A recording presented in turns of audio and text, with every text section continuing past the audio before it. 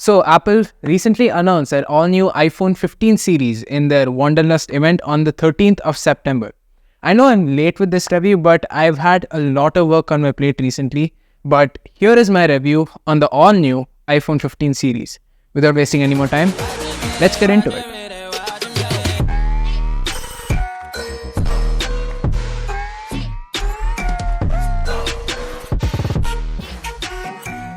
Before we head on to the video, I would really appreciate it if you guys could subscribe to my channel. We recently hit 350 subscribers and our next goal is 400. So a sub to the channel will be splendid.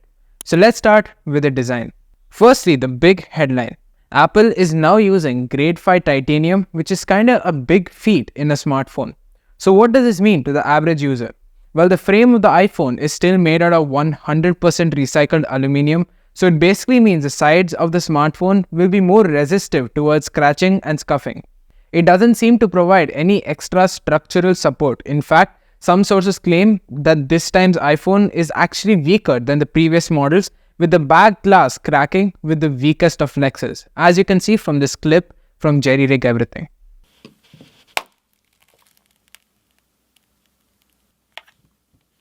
Yeah, I'm gonna be honest, I did not see that one coming.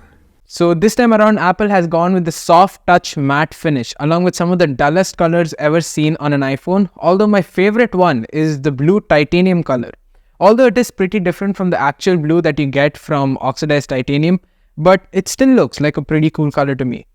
Anyways, this finish is pretty much resistant towards fingerprints, and this I'm pretty sure is an action of both the soft touch matte finish and due to the dull colors that you see in this time's iPhones.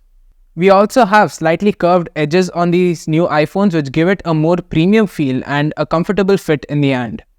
Moreover, this time around, all the iPhones come with a dynamic island which gives the iPhone 15 series a modern look and some extra functionality thanks to Apple's wonderfully designed widgets and animations.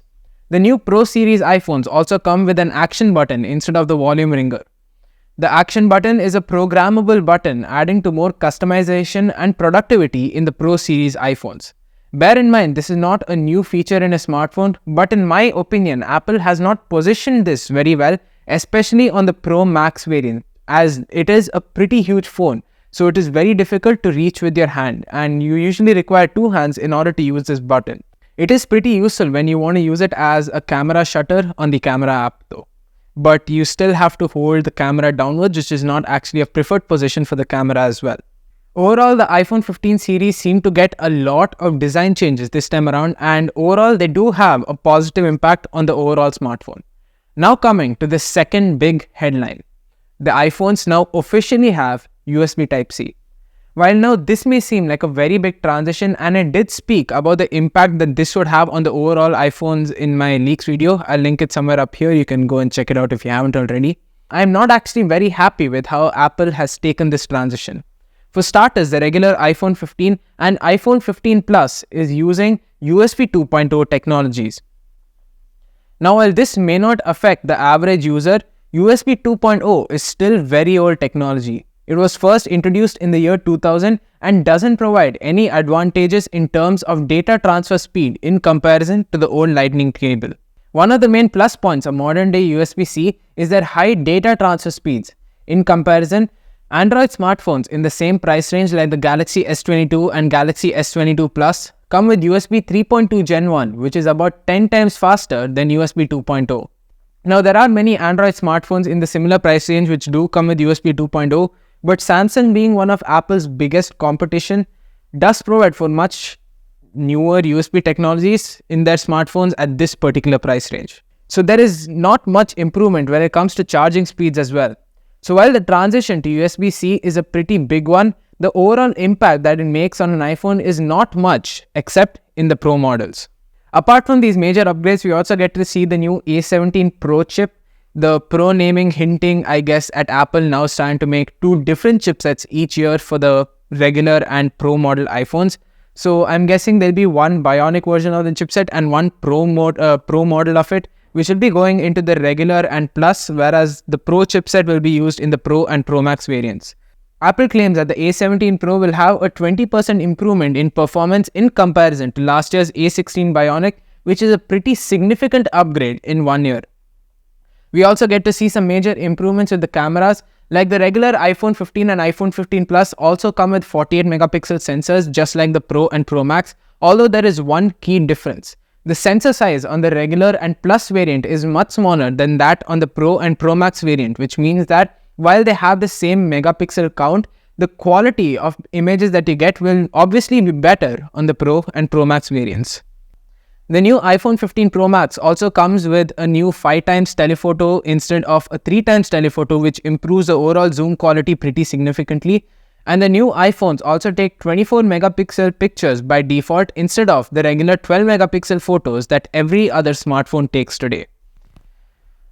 They have also included new depth information on the Pro and Pro Max models, I guess, which allows us to change the focus and the overall bokeh effect that you get and the background blur and changing of the subject as well, which is a new upgrade but has been seen before in other smartphones already.